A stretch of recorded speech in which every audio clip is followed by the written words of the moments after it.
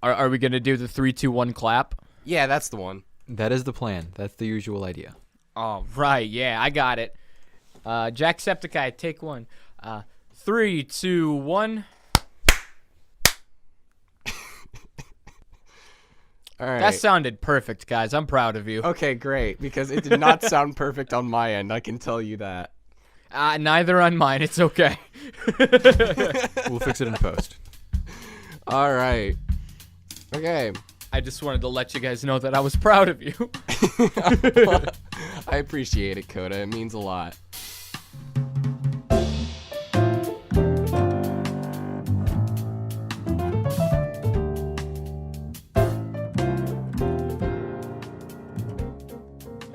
This is Reconceived with Ben and Joel. I'm Joel.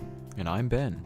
And today we have a very, very special guest because, Ben, we are going to be talking about Let's Plays today.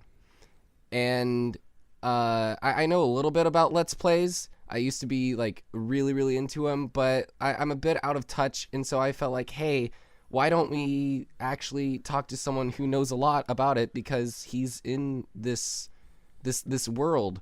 And I feel like we couldn't have gotten anyone better because today we are talking to CallMeKota. Hey guys, I'm Ben. Oh wait, you're Ben. I'm Kota. You can call me Kota. Ha, get it? There we go. That's Perfect. what we plan to do. So for anyone who doesn't know Kota, he is the leader of the Panda family. He has over 17,000 subscribers on YouTube, over 300,000 views on his channel. He's been featured on Markiplier's channel where his video, Markiplier's Totally Normal, Five Nights at Freddy's video, has gained over 1.8 million views. And he is here with us today to talk about Let's Plays. So welcome again, Kota. Thank you for having me. We are very honored and excited to have you here.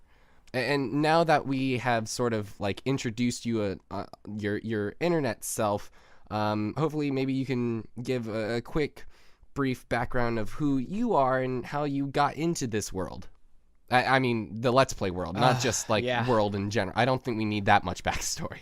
No, yeah. Anyway, if you want that, my parents were, they were at this club once. Yeah, stork. No, yeah. Usually when I tell my backstory, I got like sad music playing first, but this will do fine. We'll fix that in post. No, I watched a Markiplier video way back when he was still just a baby boy on YouTube, and the idea of Let's Playing was at that point foreign to me. I had never seen really a Let's Play before then. I was like, this guy's playing video games and making videos on it, and he's getting paid for it. And immediately I thought, wow, I'm not that cool. But, I looked into the future and was like, could I be that cool one day, though? So I started cutting my hair differently. I put on a skirt, and now I'm on the cheerleading team. No, I was so inspired by Mark's just the total outcome of his channel, the things that he was doing, that I immediately found an interest. And I'm not even joking you when I say I've thought of the 2 words Let's Play every day since then. And that's been, I think my channel was started in October of 2014 now. It was either 2014 or 2015, but regardless, it's been several years, and I've been hooked ever since. I started off doing just short Let's Plays of random Flash games or itch.io games that I saw, and it branched off into just a bunch of different smaller games that I found, some of them that larger YouTubers were playing. And I never really, in the beginning, was super proud of the work I did, but it's more the looking inward and saying, oh, I did it. I'm proud of myself. What's this feeling? Yeah. And that's generally where I became a Let's Player. Was I saw it, I tried it, and I loved it. And Let's Playing from that point forward was just a must in my life. That's interesting. So in terms of the public reception toward Let's Plays, how well do you think people who are sort of outside of that universe and aren't as familiar with it, how much do you think they understand it and the culture that surrounds it? Honestly, I see it as a lot of people outside of YouTube culture in general, not just Let's Plays.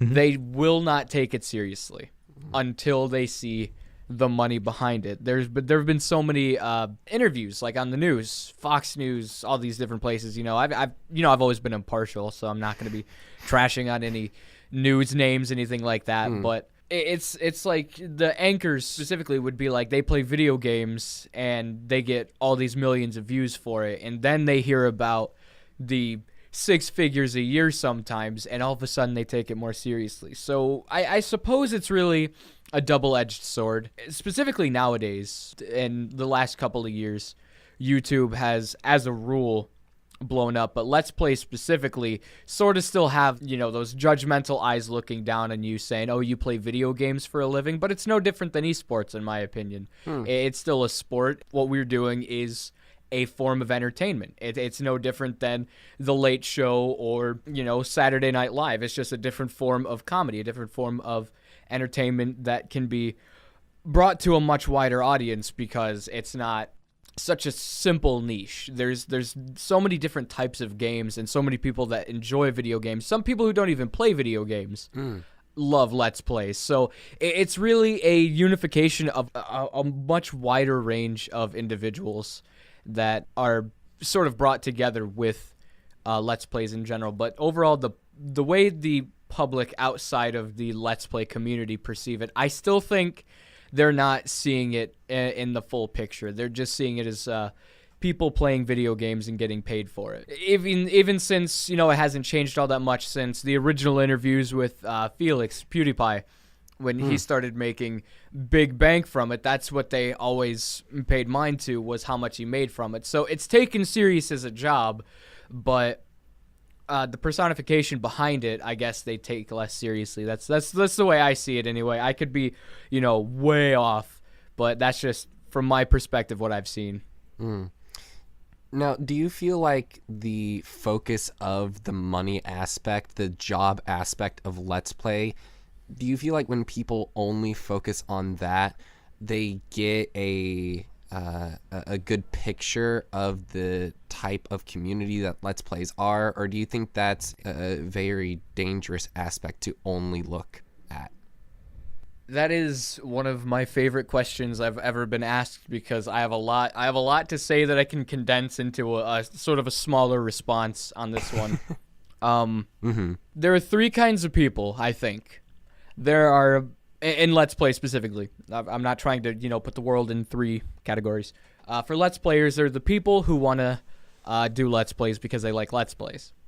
There's the people who want to do Let's Plays for the money. And then there's the people who want to do Let's Plays for the money, but say they're doing it because they like Let's Plays. There's the group who's, I love Let's Playing, and they'll make Let's Plays and never monetize their channel. They'll never even think about monetization because they enjoy Let's Playing. Maybe down the line they'll be like, hey, we have a Patreon now, but that's an entirely different category. Then there's the people who are like, I see this as a huge business opportunity. I'm going to become a Let's Player who, buys a brand new Audi and lets it sit in my driveway because, I play video games for a living and people watch that. But there's that magical third person, and you can always see the signs of that third person. Really, what it really shows, they're the ones who's like, I am so passionate about what I do in Let's Playing. This is everything that I have ever wanted to do. And then they'll go on to like a subreddit or something, and they'll be like, why am I not getting more AdSense? And it's like, oh, AdSense? I thought you wanted to do the Let's Plays. I didn't know you wanted the money. It's like, well, that's good too. I feel like people who do it for the money have given a really bad name for Let's Players in general. Like, I personally don't know many people who have done Let's Plays for money. I have a bunch of friends who just enjoy playing the games, and they record them to upload them in case someone else finds enjoyment in it. That's the genuine side of Let's Playing to me. But no, I think I think that is the most dangerous thing you can really do is try to find a balance between people who want to make money and people who enjoy Let's Playing. Because in my perspective, the only chance you have of making money from Let's Playing is if you really enjoy doing that more than you care about money. There's so much more personality. I'm inventing new words for these people. But no, the personality is what matters first. Absolutely. It's dangerous to try and link business with fun. Oh, absolutely. It's scary. Absolutely. And how do you feel like that that range of types of people are? How many are there of people genuinely enjoying Let's Plays compared to the people that are just doing it for the money? Is that like a skewed thing? Do you feel like you're trying to fight the monetization, or is it mostly just genuine enjoyment in Let's Play communities? Without a doubt, I would say the people who want to do it for money outnumber the people who are truly passionate about it 10 to 1. I think there's so many people who will buy an Elgato, like a capture card, buy a Blue Yeti, record a couple of videos, see that their bank account's still empty, and quit right off the bat. But there are a couple who are more persistent about it, who are, oh yeah, dude, look at this, I'm doing so great, and then advertise in subreddits where they get banned from and Discords where they get banned from. They're the people who try to push it as hard as they can. But I definitely think there are more people in it for the money than there are for the enjoyment nowadays, specifically. And like I said, there's the 3 people, and that third one has the telltale signs of like, I love Let's Playing, but I love money just a little more. It's hard to tell the difference, but I definitely think more people are in it for money than the joys of Let's Playing. It's like a Bob Ross, joys of Let's Playing. With the soothing voice and the afro and all that. Exactly. You get it. Can you imagine that? Someone like identical twin to Bob Ross, just like, all right, guys, welcome back to the joys of Let's Playing. I could totally see Felix right by doing that. You're like straight up with the same shirt, the afro. He just like puts an easel and then like puts a monitor on the inside of it. Touchscreen Fruit Ninja. Oh man. That'd be amazing. I have to agree. That's quite the concept. All right, I may have to send an email after this. Yeah, let's get that working. I'd watch it. Yeah. So what I'm curious about is, you've talked a little bit about the creators, but I want to hear about the audience on a sort of general scale. What kinds of people are attracted to Let's Plays? What are the communities like? I would say the best way to sum it up, personally, is the very core of Let's Playing as a whole. The same concept, it's like sitting there watching a friend play a game while you're sitting on the couch with them. I think that's what it is. People who are looking for that sort of comfortable hanging out with a friend sort of appeal. Generally speaking, you'll see a lot of friendly faces who are trying to give you tips. It's mainly, and this is the best way I can put it, really, is it's like playing a game while someone who's played the game before is watching with you. That's generally the audience, because either they're like, oh, I've never seen this game before, or it's the overwhelming, you did this wrong. it was like Little Nightmares was one of the first series I did after like the feature on Mark's channel, and so many people were like, oh, just wait till you get to this part, and the foreshadowing was killing me, and I could imagine it. That's the way I sort of like commentated on it. Was like, you guys, you keep telling me something crazy is gonna happen. You got me scared. Either you're just pranking me, or I'm about to hate this game for the rest of my life. And that's the way that it happened. 6 ate the thing instead of the other thing. That's all I'm gonna say. Traumatized me. Oh boy. But yeah, I'd say the audience is just like a friend to play video games with. That's the audience. And do you feel like that is a good reflection of your audience, just specifically, or is that universal? And if your audience differs from that kind of general universal Let's Play community, what are those differences? I would say that would be a more universal categorization of the audience. For some reason, people watch my channel. That's my audience. That's the way I see it. You people are crazy. But no, my audience is, the best way to put it, they're a bunch of sweethearts. That's all I could really say. They're some of the nicest people I've ever met. I try my best to stay active with the community, replying to comments, including art, like fan art and comments in the videos. I recently started the comment of the day bit. I would say that the reason I do that is because they're basically the same, but they're so supportive, like beyond what I would expect. So I'd say that's the only real difference. Is it's like sitting with a friend who, instead of laughing at you when you lose, is like, you can do it. Just because you suck doesn't mean you can't do it. That's the biggest difference in my perspective of it. Again, I could see it completely wrong. They could be like, I'm the laughing stock and they're all just making a joke out of me. But hey, I feel loved. That's what matters. Hey, always look at the bright side of life. That's what's important. That's what I've been running off of. Hype from, May of last year. So do you get any opportunities to meet your audience in person, like at any video conventions or something like that? I personally not yet. Perhaps I'm likely going to VidCon this year. Gonna be interesting, be in California after living in, about to dox myself here, Ohio. But everybody knows that already. It's gonna be interesting, and a lot of people have asked me if I'm gonna be going to, PAX, if I'm going to VidCon, of course, is a good example, and I'm hoping to meet some of them there. It'd be really cool, really add like a humanity behind the comments and the chat during streams and stuff. I'm hoping it'll be half as cool as I'm expecting it to be. Yeah.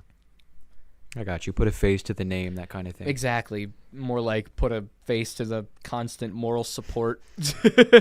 Yeah.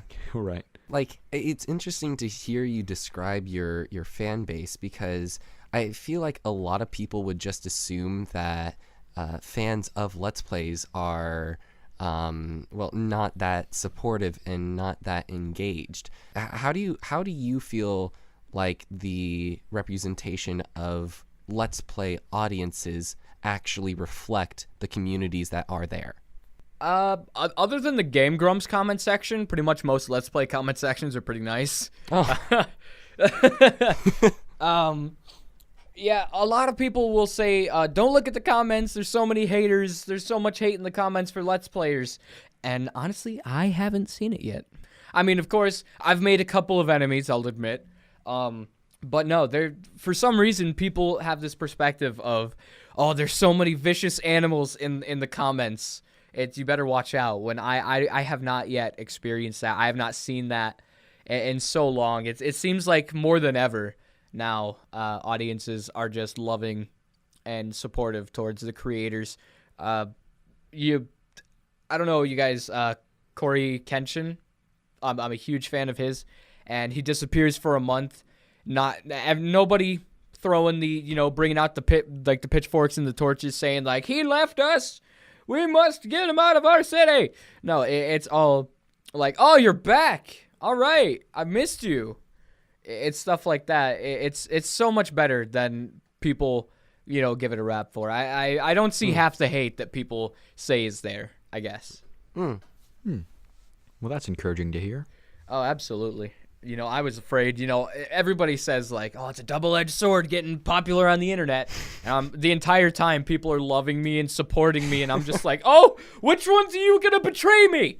It was scary, but like, I got over that fear, and if somebody hates me, then that's their choice. Just get to hate them back. That's all. That's really awesome to hear. It is definitely a good feeling. That realization where it's like, hey, not everybody here has a dagger waiting for me to turn around. It's nice. It's pretty nice. I think one aspect of Let's Play communities that it didn't really shock me per se, but it was definitely something that I didn't expect to see as common as it is charity live streams. Because a lot of big Let's Player and video game channels, they do charity live streams fairly consistently. I know that you have done charity live streams in the past. And I'm just curious, what do you think your inspiration is for doing charity live streams, and what's the inspiration for this whole community gathering around that? I mean, a lot of people who do the charity live streams will have, well, I'm doing a charity stream for X because a family member was affected by Y, and X is a foundation that supports that. Really, the charity live stream I did last year was for St. Jude Research Hospital. It was, I think total we raised like $1,110 in a couple of hours. Nice. The awesome. the inspiration behind that was, but the night before I announced the charity stream in general, I was sitting in my living room, petting a dog, watching TV, and one of those the St. Jude commercials came on where, usually I when commercials like that come on, I can't watch them because it's like, you guys are using all of these poor individuals for your business. And then it really clicked in my head, though. It's like, even if these companies, and of course I'm not saying it about St. Jude or any of, I haven't mentioned any other names, but those guys are good too. I used to turn a blind eye to them because it's like these places are just trying to get money. And then I realized, even if some company over here for animal shelters takes 30% of the donations, 70% of that is still going to help the animals. And I guess, and I've told only a couple of friends this before, I've never really opened up about why I did the charity stream, like really to the core. But I was sitting in the living room watching TV, and I saw that commercial, and like I was like, this is just a commercial, it'll be over. I don't have to be sad for too long. and I just saw the look on one of the kids' faces, and it struck a chord with me, and I immediately like opened up my notes on my phone, and I was like, yeah, I'm doing a St. Jude stream. I have to. I have no choice. And it was like a 30-second like, do I? Probably, maybe. Will it do much? I don't know. Even if it's $5, that's $5 they didn't have. So in just the split second I made that decision, and I think the community gathers around that because simply watching the stream or sharing the stream is enough to help St. Jude. It is so simplistic. It's the idea that so many people, even donating $1, if you have 100,000 people watch this charity stream, like in the past, I know that PewDiePie streaming, I think Outlast 2 had over 100,000 viewers at one point. If everybody in the stream donated $1, that's $100,000 for charity. The math adds up. And people understand that, even if it's $1, $5, $10. Some of the people in that stream were donating upwards of $50 each because they understood that it was going to the right cause. I, of course, never saw a penny of that money. So it's really just the community gathering and saying, hey, let's help this with this person's coordination. This person tells us what we're supporting today, and we're going to help because that's what a community does. It's like a community, like a small town or something, doing a food drive, It's everybody can offer up 1 can of SpaghettiOs. Enough people offer up those SpaghettiOs, you're going to feed that small town for X amount of days or a week, a month. It doesn't matter. It's the idea that small things can add up to big things when there's enough people. And I think that's what's encouraging communities, my community specifically, to help in those situations is, hey, we can do good in little increments and it'll add up, so let's do it. That's what I've picked up, asking the individuals, you'll see it differently, but I think that's the overall mindset of people. And St. Jude really is a wonderful organization to donate money to. Absolutely, without a doubt. 100%. Like I said, there may be a shady business, 1% of the time who's like, hey, we keep this amount of money. But I personally, in all the charity, the charities that I've donated to in the past have always been like absolute angels. St. Jude is definitely not an exception. I don't think I've ever heard a bad thing about St. Jude. a nonprofit organization. That's like the biggest thing to me. Yeah. So as we're sort of winding down here, is there any particular thing that you wished people understood better about Let's Plays or about the Let's Play community? For Let's Play specifically, I would say just because it's less editing doesn't mean it's less strenuous. Jacksepticeye, since he got that shout out from PewDiePie, he uploaded 2 Let's Plays a day for several years. Good night. and that adds up to a couple of hours spent, cramped up at a computer. Some Let's Plays, 8-Bit Ryan, as an example, he does Let's Plays. His is his own style. He coined lots of editing. He would sit there, and he said on average it would take him for one episode 8 or 9 hours of editing every day. One upload a day. As soon as he's done with that video and it's uploaded, he's editing the next one. It was absolutely incredible to see that. It is not an easy thing to do. I'm not saying it's the same as, working on an oil rig or, living in space, but it's definitely not the easiest job. I'd say the easiest job is getting paid for looking good. Modeling is probably the easiest job I can think of. It's in part that, because if you look good enough, you might attract an audience, but, that's a topic for another day. Yeah. Something that people don't know about the Let's Play community is it may just be a bunch of people watching, somebody play a game, but it's the bond between the creator and the community members themselves that make something like incredibly strong. Not a whole lot of people understand that one comment that you post, that one like you give, the one share of a Let's Play, it's like expanding the size of that couch and letting more people sit on it. It turns, a day playing Crash Bandicoot with your cousin into, awesome games done quick, an entire massive building full of people watching the game. I suppose the best way to put it, and I'm going to put this in the best way I can because I'm terrible at this. I believe there were 1,000 people. I could be horribly off with that number at Mark's You're Welcome tour. And a video of mine, a Let's Play of a Garfield horror game, had 4,000 views, and it's like rapidly growing. What I noticed is when I was sitting in that room, I thought 1,000 people is a lot of people. How do all these people get into one room? And then I was sitting there the other night looking at that video, and I thought, that room multiplied by 4 is how many people have watched this video. And then I sort of reversed it, and I'm like, 4,000 people. It was super, friendly, and it was all about community, even at the tour. A bunch of strangers who care about the same thing. In waiting in line in the 90-degree heat in the middle of Indianapolis, people were laughing, having fun, talking about different episodes or Markiplier animated, things like that. It's just the community is a lot stronger than people think. It's so much more about people than it is about, hey, this guy's playing a video game. I think that about covers that, really. Awesome. Well, thank you so much, Kota, once again for joining us tonight. We really, really appreciate it.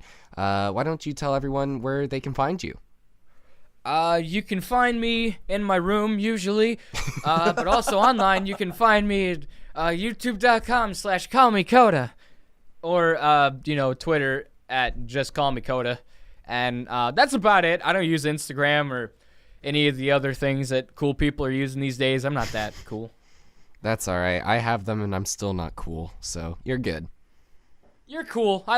You're awesome. Thank you. Do you have plenty of potato chips or 7-Up to incentivize people? Yeah. Snacks are very important. That is so important. Straight. You make so many more friends holding the bag of Lay's out like, yo, you want a chip? Is that's what I've been doing wrong all this time? That's it. Maybe open the cooler. Here's a 7-Up. Now we're buddies. That's all it's about. That and gum. Give people gum, they are your friend forever. Yeah. All right, I gotta go right now, and I'm gonna make some friends with some 7-Up. Don't forget the Lay's. That's very important. Oh, Some yeah, salty the chips. Lay's too. The Lay's too. Any particular flavor you suggest? Classic, because classic Classic. friendship is all Okay. you need. Okay, classic. I wasn't sure if like people were just sleeping on like the dill pickle Lay's or something like that. I'm just saying, I tried those. They taste scary like a pickle, and it's unnerving. I might as well just been into a pickle. But yeah, that's just side note. It's a lot healthier. Yeah. All right. Good to know. I've learned something. I've learned so many new things tonight. Thank you. You're welcome. You're welcome. I'm happy to help. And this is Let's Plays Reconceived. Good night, everybody.